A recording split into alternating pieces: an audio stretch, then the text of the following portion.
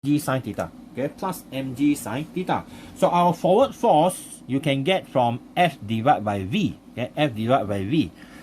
So we get the forward force first. This is 89520, velocity 19.4.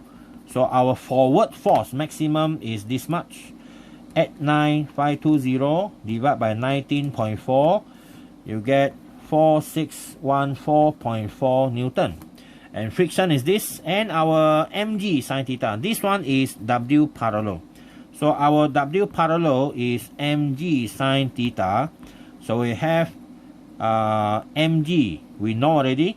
Our m is 1000 times 9.80, and sine theta, we don't know theta value, so we have 980 sine theta. That is what we know. Okay, that is what we know. Now, no acceleration. Okay, no acceleration here. So our friction is 500 Newton.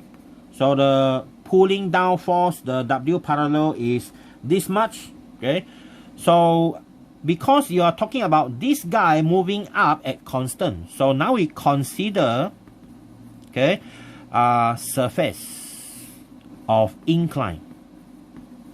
Okay, so we assume that things are moving on the incline only, so the total force is equal to 0 because it does not accelerate, you see, because the air is equal to 0 because constant velocity. Okay, now our force up is this one, which is F minus W parallel is equal to 0. Alright, so our W parallel is equal to F minus F. We know these two values.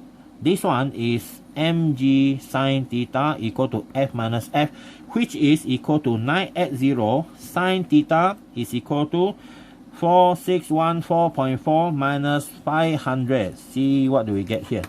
We want to know our sine theta, so that is minus 500, and then